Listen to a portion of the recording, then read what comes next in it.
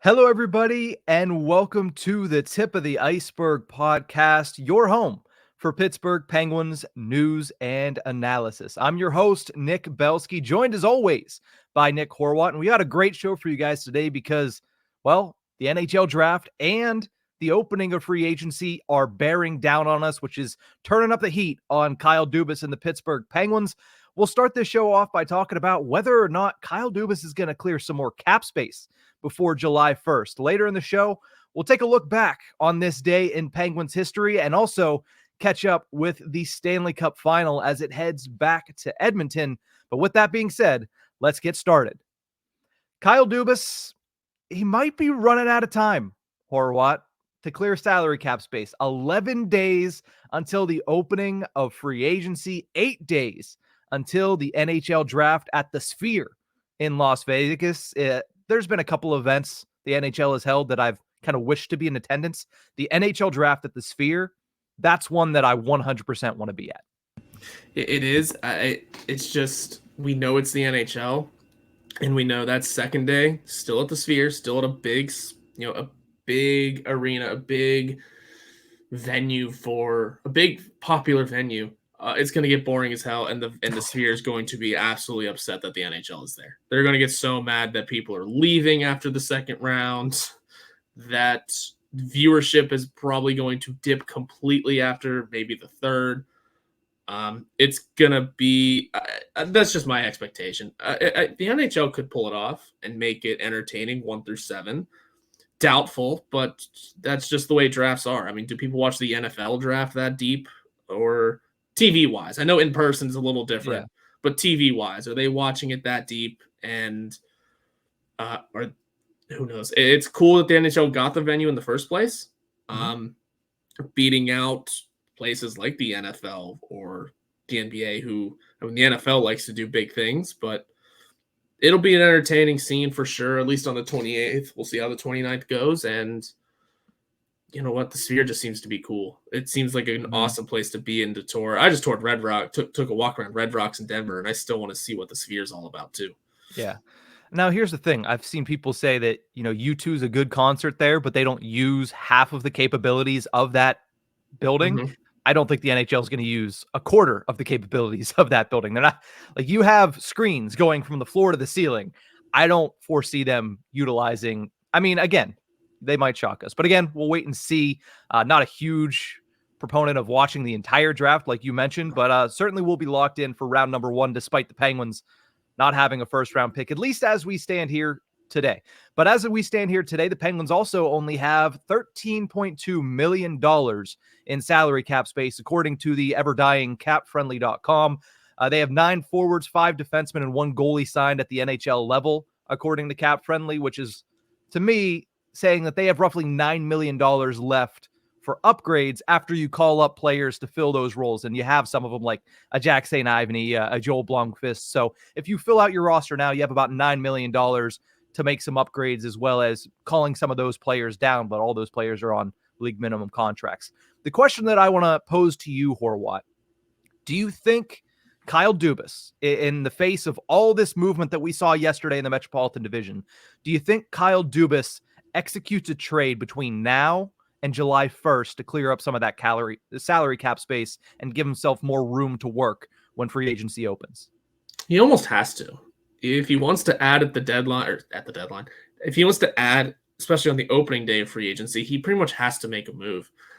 Not that, he's going to sign a player for more than $9 million, but he's going to need that space for multiple players, especially if he's trying to make this team better, if he's trying to add names, whether it be through free agency or through trades. He has to clear that space out. Reilly Smith has been a pretty talked about name. Maybe Tristan Jarry gets his name back in there after the Markstrom trade, because all of a sudden you see the value that Jarry might be able to bring. He almost has to do it. It's coming down to the wire, especially if he wants to gain draft picks, which seemed to be a goal that he spoke of not too long ago. So he's got about a week to do that. He's got a week to get some draft picks under his belt if he wants it. And who knows exactly what could be in the cards. Like I said, there's a couple of names out there that the Penguins are going to float. I feel like Reilly Smith is one of them. We'll see what happens with Ryan Graves. I think he's sticking around. We'll see if they do keep P.O. Joseph around, even though it seems pretty certain he will. They'll see what happens with Tristan Jarry or other trade pieces that are escaping me. Yeah. Well, Jarry maybe, even though Kyle Dubas likes him a lot.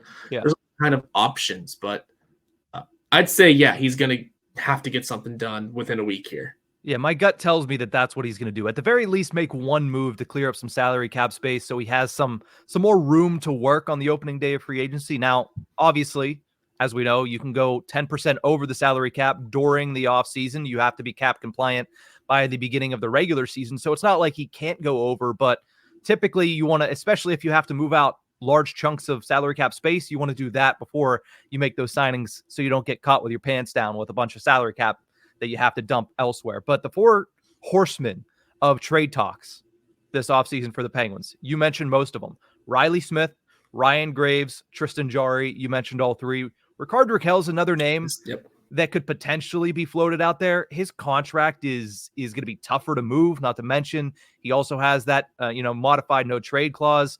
Not to mention the fact that I also think that Penguins are probably better off keeping him at the very least this upcoming season, especially considering the way he looked late in the year with a guy like Evgeni Malkin. Once Michael Bunting became part of that line, I should say, that kind of brought out the best in Rickard Rakell that we've seen with Evgeni Malkin. So I feel like my gut is telling me that Kyle Dubas makes at the very least one cap clearing move before the opening of free agency. I don't know if it'll happen before, the NHL draft.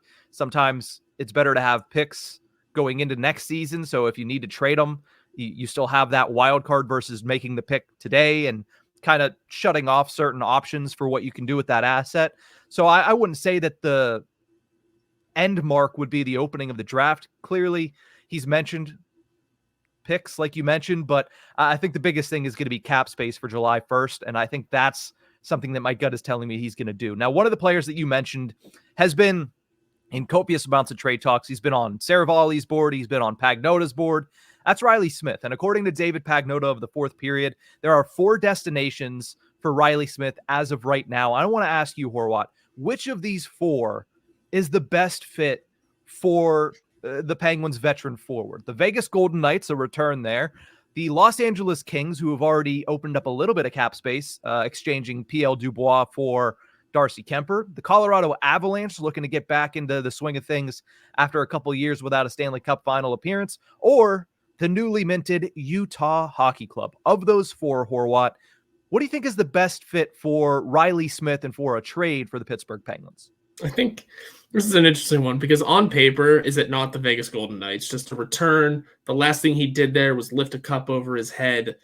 That on paper, that just seems like the best fit. Clearly, he played there for 6 seasons. The first 6 seasons, became an integral piece of that organization. Like I said, won the cup there, and then didn't necessarily ride off into the sunset.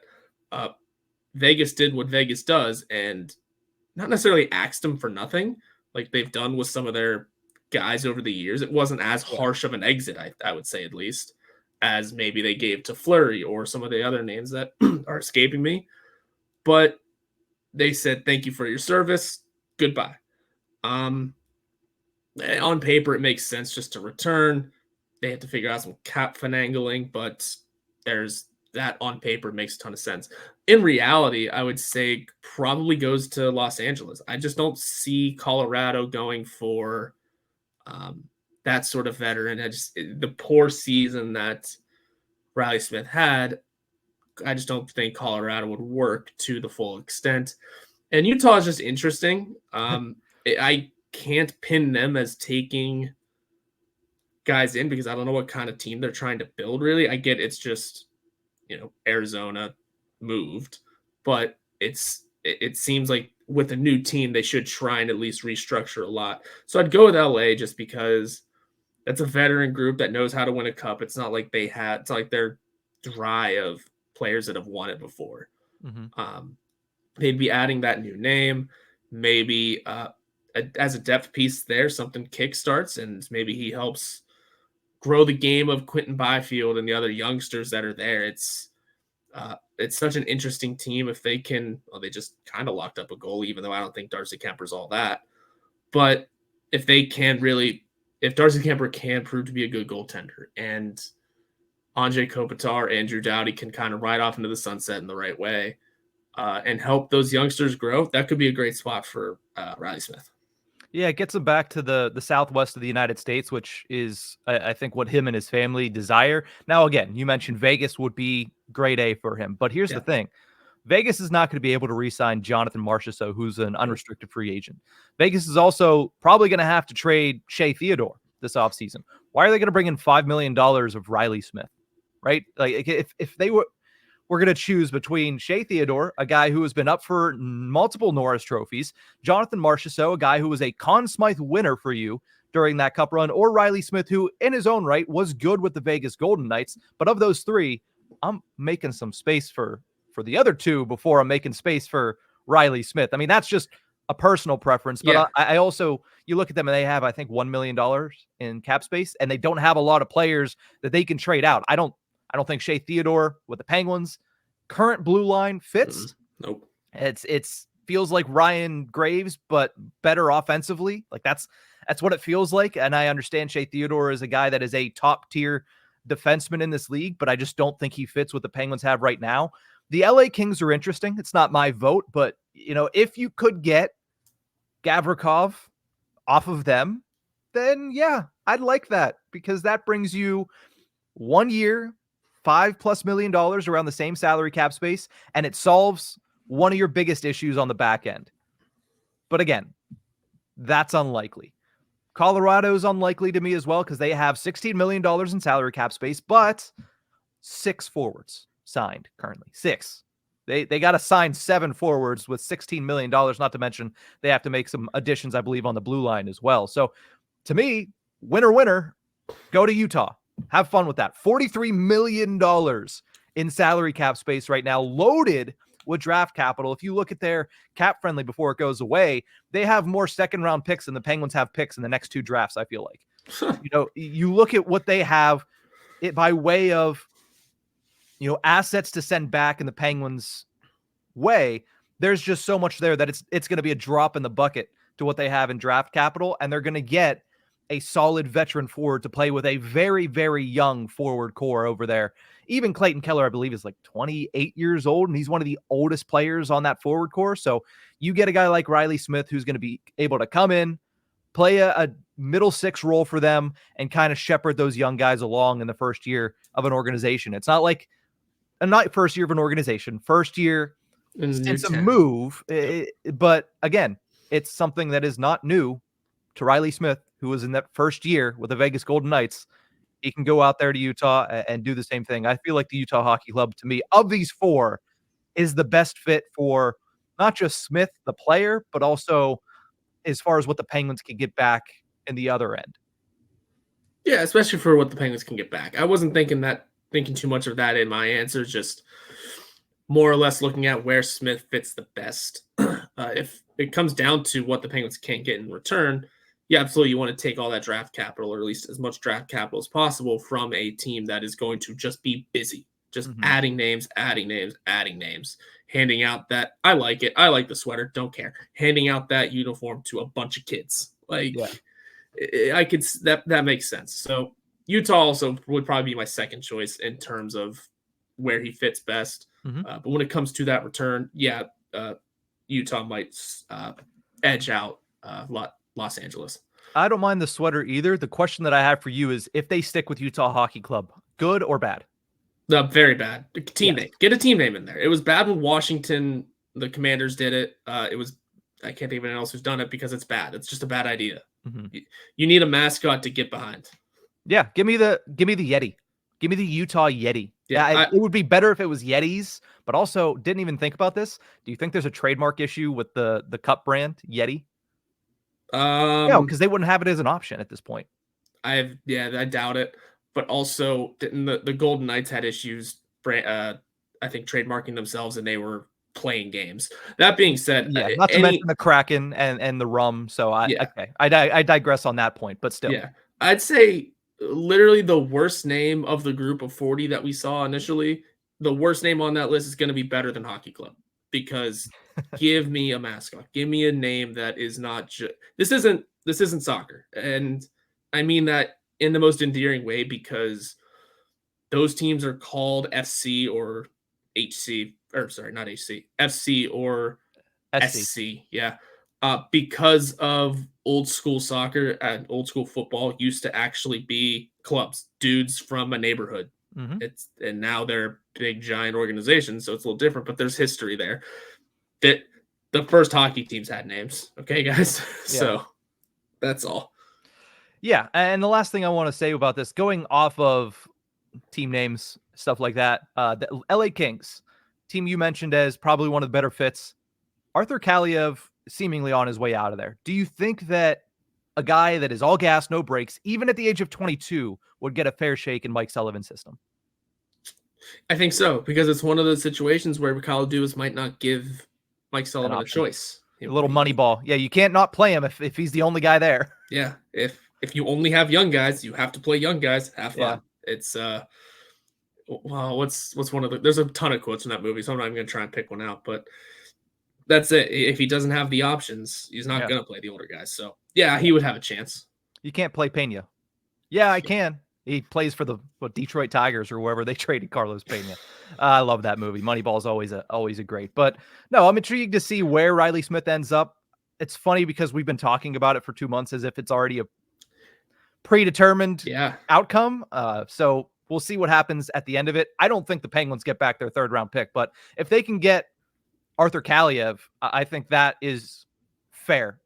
Right. I think it makes up for it a little bit because you have a 22-year-old, still very young, still a lot of development to go, with a lot of offensive potential, a lot of potential to become a steady middle 6 guy for you for years to come. So that would be great. I don't know if that actually works out. I don't know if Rob Blake would be happy with that, but it seems like Arthur Kaliev just doesn't have a home in Los Angeles anymore.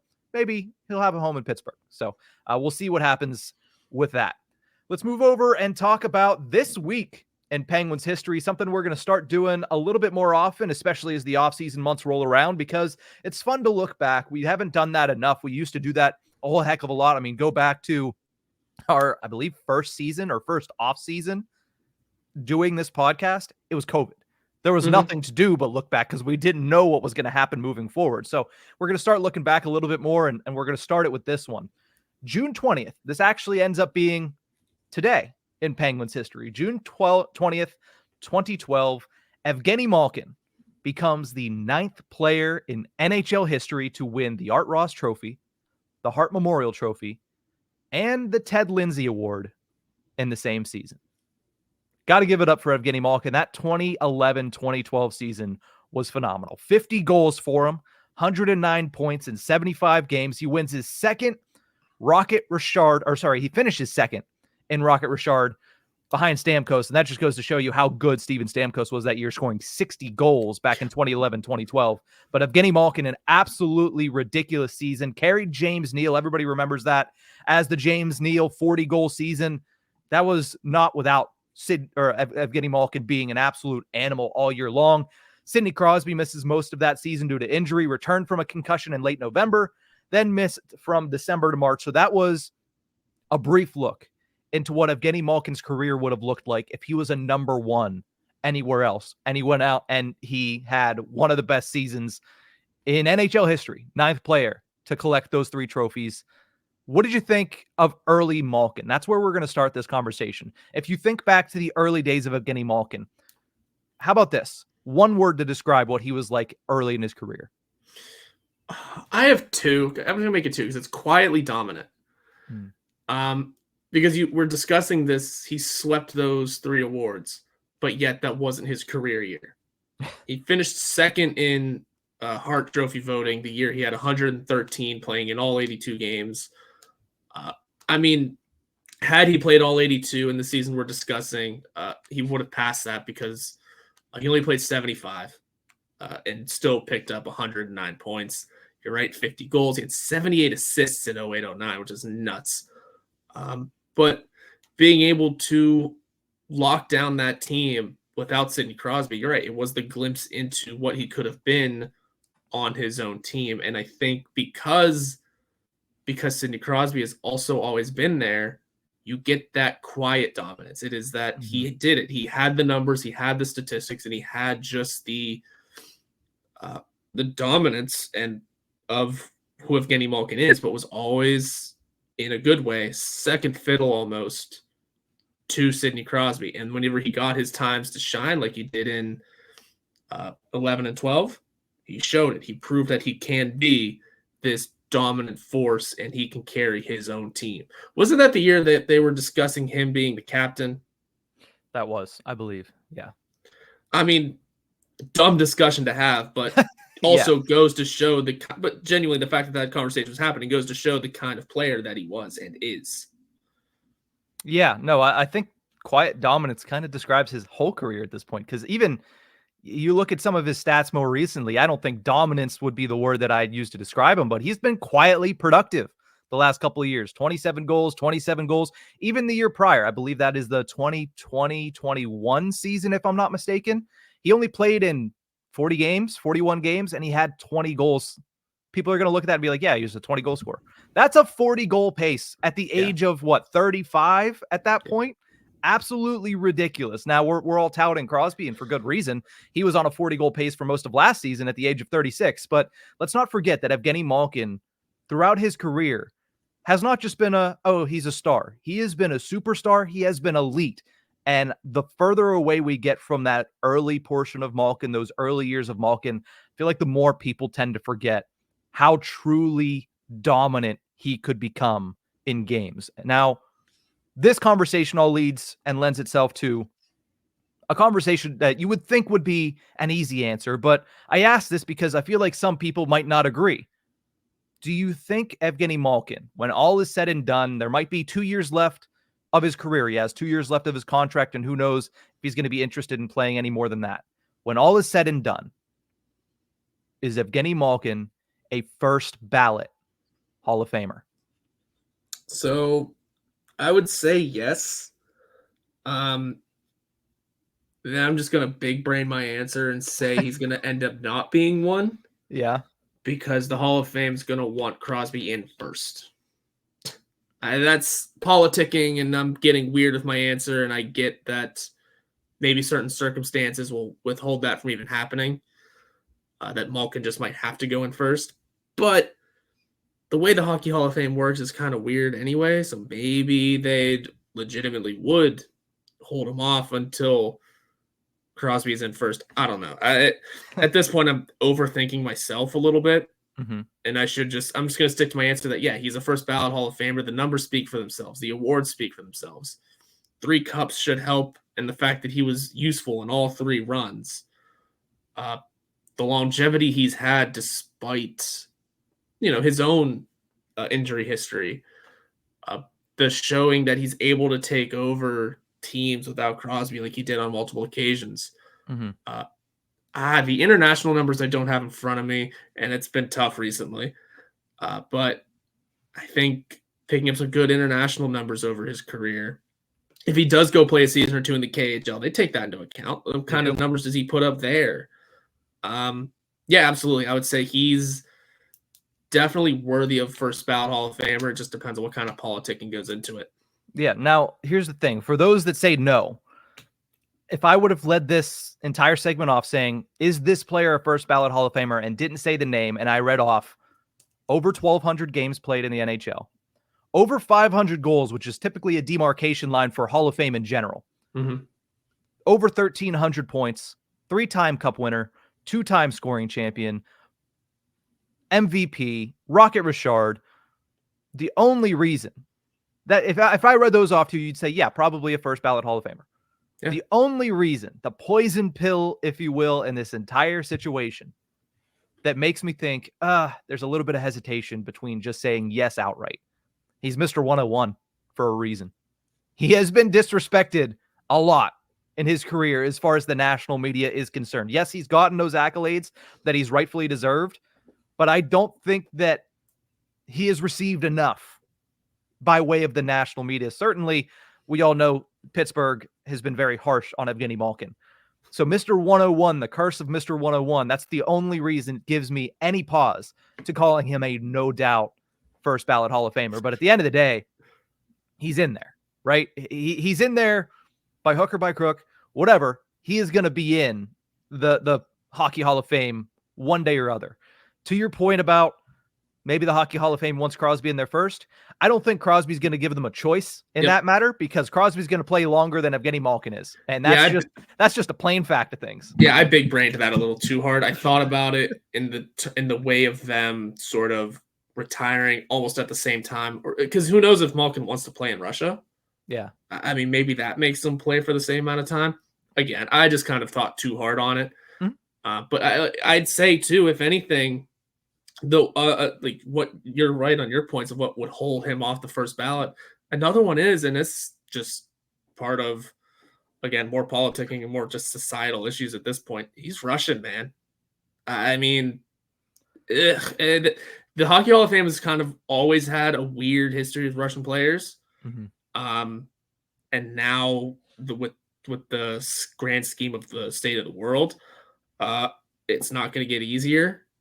Now we get that Malkin is his own person and is not. There is, a couple years to rebuild everything. Russia should be getting back into international play pretty soon.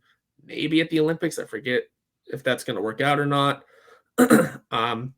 But soon enough, Russia will be back into international play, and once those fences are kind of mended, maybe Malkin gets his chance. But if things aren't by then, it'll be tough. It'll be one of those weird looks for the NHL to, again, continue not blackballing these guys, but sort of holding them off. Yeah. Again, international relations is not something that either of us like to dabble in, but it is a factor. It is a factor. So we'll obviously plenty of time to discuss and debate about that going into the future. Let's talk about something that's a little bit more present, a little bit more in the immediate for the Pittsburgh Penguins, and specifically for Evgeni Malkin.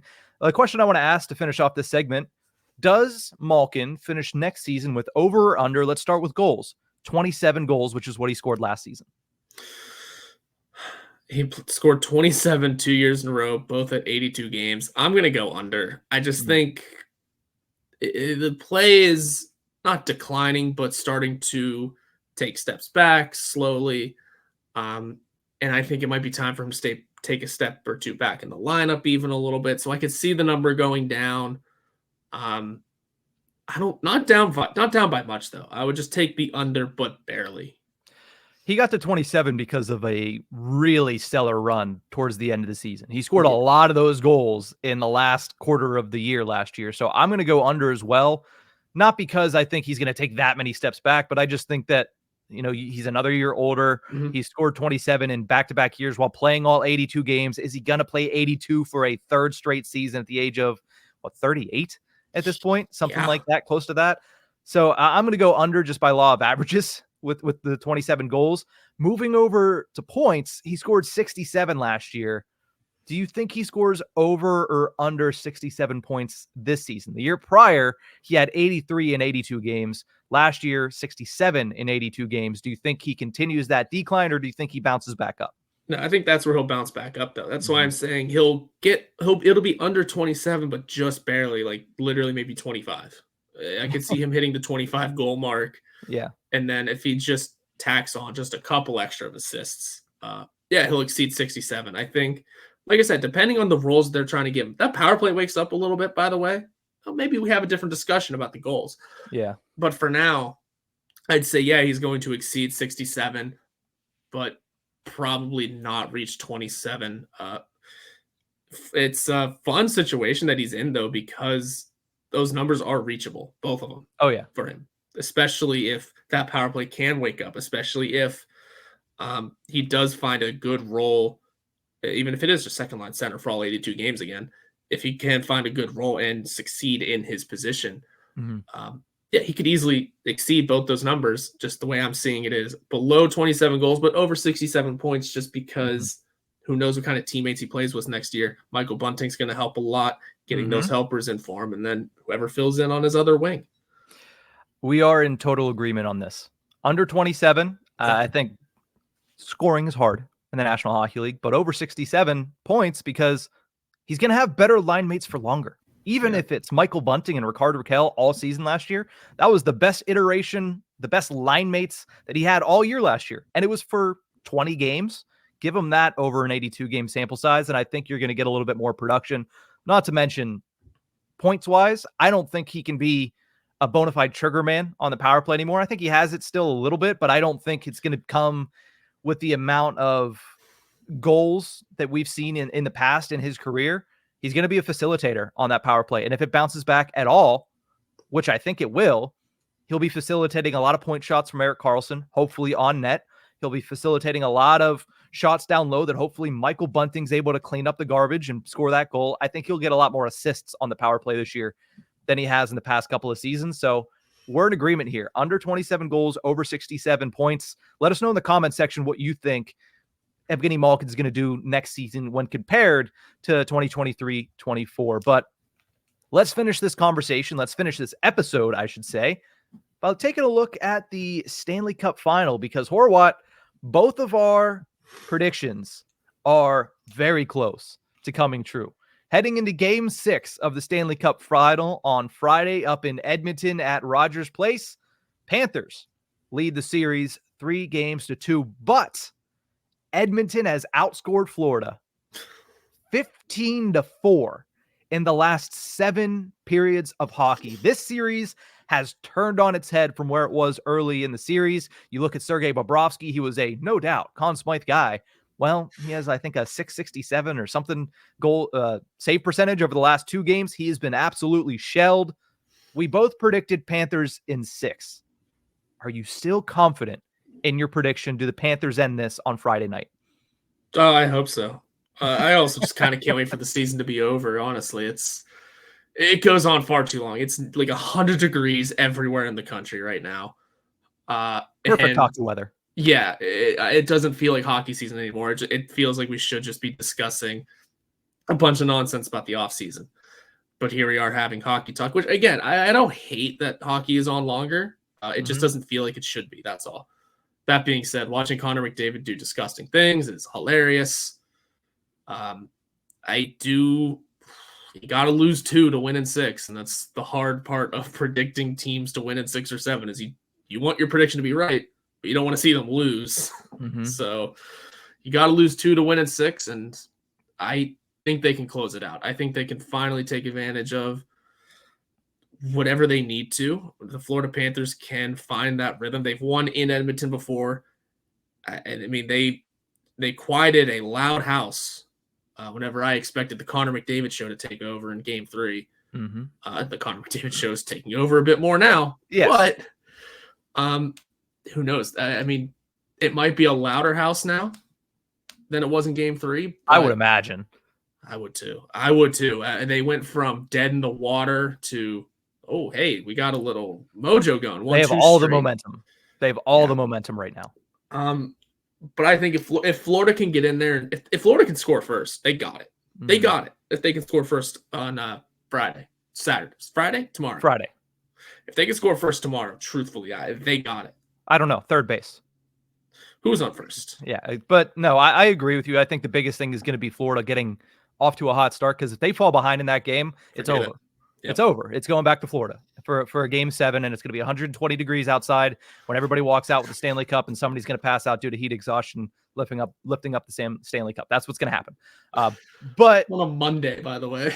On a Monday. Listen, I don't know why professional sports love Mondays, right? I mean, college sports, their championships are on Monday. College basketball national championship is on a Monday. The college football playoff championship is on a Monday. I don't know why everybody loves Mondays. But actually, in thinking about it for a split second, you said the college football one. That's because the NFL is also happening and they rule Sundays.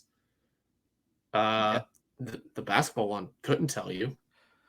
I feel like that's usually it's Monday. No, I was gonna say it feels like Saturday is the Final Four, and then Monday is the championship. But I mean, I digress. That is a moot and kind of not important point at this point in the conversation. But I'm confident in Panthers in 6. You know, we both said at the outset of this, Connor McDavid is going to pop off at some point, and 4 points in games 4 and 5. Okay, he popped off. He made history. He has the most assists ever by a single player in a single playoffs. He has that piece of history. He's chasing down Waino for the all-time points. He needs 5 more. Oh my God. To catch Wayne Gretzky's top number. So that takes us to our next question here. We're both confident and hoping. You don't sound confident, but I'm confident in the Florida Panthers in Game 6.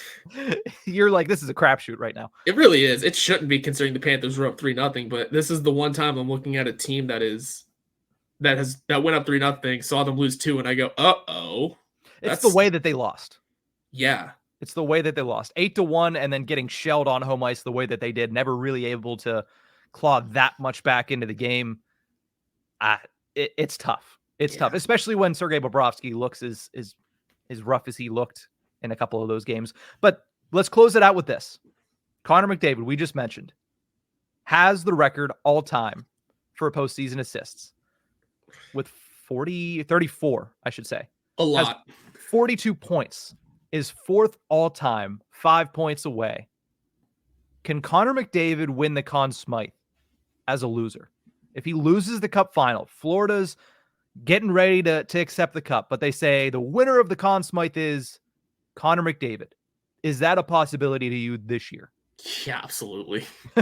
Absolutely. There was the discussion that I kind of brought up heading into the Stanley Cup final. It was, is he going to lose and still win regardless of what he does? I think you said he has to put up about 5 points a game and lose. And guess what he's done? Pretty darn close to. Put up 5 points a game. I mean, yeah, the Panthers did a good job of shutting him out the first couple. But these last few games have been gross. And I get the goal scoring hasn't totally been there. But when you're breaking assists records and your team is now roaring back, he's got a good case for it. He's got a great case for it. I'd say it's a lock for him, especially if he can pot 1 or 2 points, even if they lose tomorrow. Even if he pots 1 or 2 points, it's a lock. He's there. I'd still say the only way he doesn't win it is if Sergei Bobrovsky shows up tomorrow and puts up a 60 save shutout. That's about it. Otherwise, it's pretty much already etched in Connor McDavid, Conn Smythe winner. Like, they're getting that little leaf ready for him. It's going to be on there by the time it's handed to him. Like, that's how almost guaranteed this feels. I get they have to vote on it, but I feel like the people that vote on it haven't stopped talking about his stats, haven't stopped talking about his assists, and the fact that he's approaching, I don't want to say that's one of the unbreakable records in the NHL, considering how close McDavid is coming. But it's up to one of the tougher ones for sure. 47 points in a single playoffs is crazy. Because you think about it, you typically don't play more than 30 games in the playoffs. Yeah. It is an insane stat, because not only do you have to be that good, but your team has to be able to make it to Game 6 of the Stanley Cup final for it to be realistic. Not to mention, those Gretzky records happened in the 80s. You think about today's game, how much it takes for these players, even at the top of their game, to put in that many points in the Stanley Cup playoffs. I would consider that to this point to be what was an unbreakable record. I mean, who knows? Maybe it's still an unbreakable record. Maybe McDavid does not get close enough. Maybe he does not pass it. But even if he does, if he say they go to Game 7, he breaks the record, he scores 50 points this postseason, but they fall short in Game 7, no doubt in my mind. I still think it's tough, because that's such a consolation prize, and I hate doing that with a trophy like the Conn Smythe. But I honestly think that the question is, could he do it? Yes. Do I think it's likely? No, I still think there's going to be a bunch of people in that voting room that are like, we can't give it to the team that lost. I feel like it's going to be close, but I think there's going to be a lot of people that have that mentality of, he was great, but they fell short, right? They fell short at the end of the day. And it's not like Sergei Bobrovsky outside of these last 2 games hasn't been great. It's not like, Alexander Barkov outside of these last 2 games has not been great. These guys have shepherded their team, and at the end of the day, they won the ultimate prize. So I still think there's going to be some hockey purists in that voting circle that are like, we can't give it to the loser. So I can't remember all of them right now. You have to also consider which Conn Smythe winners lost. The most recent one I can remember is the Ducks goalie, whose name just escaped me, Jaguar. Yeah, Jaguar. I mean, what did he do in that series to earn that? Or what did he do in that playoffs to earn that trophy? Like, because that you have to consider what those players did in their playoff runs to earn the Conn Smythe, because what McDavid is doing to earn the Conn Smythe is notable, because you have to consider the title of playoff MVP. That's what it's for, the entire playoffs. It's for all 4 rounds, not just the Stanley Cup final. If you consider that, then I mean, that's the same reason why Taylor Hall won the Hart Trophy. He was the best player to his team that year. That's why it's rare, but why players will win the Hart Trophy and not make the playoffs. It's not about what they did in this, that, the other. It's about what they did all season. What McDavid has done this entire postseason is disgusting, and those numbers are going up. And what was the other point that I had? Oh, are they going to Sidney Crosby? Hey, we don't know if he's going to get back here. He needs a trophy for his resume because he's one of the icons of the game and will go down as such. Maybe he becomes one of the rare distinct members of a club of, he lost the Cup final but won the Conn Smythe. Here's how good that series was. Here's how good he was that postseason. That's another reason why it almost feels like a lock, because in the terms of history, win or lose, this is a disgusting season. Yeah. Postseason. Yeah. And he would become the 6th player in NHL history to lose the Stanley Cup and yet win the Conn Smythe. Ron Hextall had one, right? Yeah, we're going to get to that one. 1966, Detroit Red Wings, Roger Crozier. 1968, Glenn Hall of the St. Louis Blues. 1976, Reggie Leach of the Philadelphia Flyers. 1987, Ron Hextall of the Philadelphia Flyers. And to the 2003 Anaheim Mighty Ducks goaltender, Jean-Sebastien Giguère. So if he does, it'll be a history-making moment, right? The first time in 21 years that it's happened, and only the 6th time in NHL history, but he is putting up historic numbers. So that's why the door's open. That's why the conversations happen. And I'm excited to see how this plays out, because Horwat, by the next time we come to everybody on YouTube at Tip of the Iceberg or anywhere you get your podcast from, Stanley Cup Finals over no matter what. Game 6, Friday night, Game 7, if necessary, Monday night. And then we'll be here Tuesday morning to break down whatever happens and maybe break down a trade. Kyle, you're running out of time. We talked about this already. You got 11 days. Make that trade. We'll see where Reilly Smith goes. It'd be nice if that was done in the next 4 days. But that's going to do it for this episode of the Tip of the Iceberg. Like I previously mentioned, you can find us on YouTube or anywhere you get your podcast from by simply searching Tip of the Iceberg. We'll see you guys next time.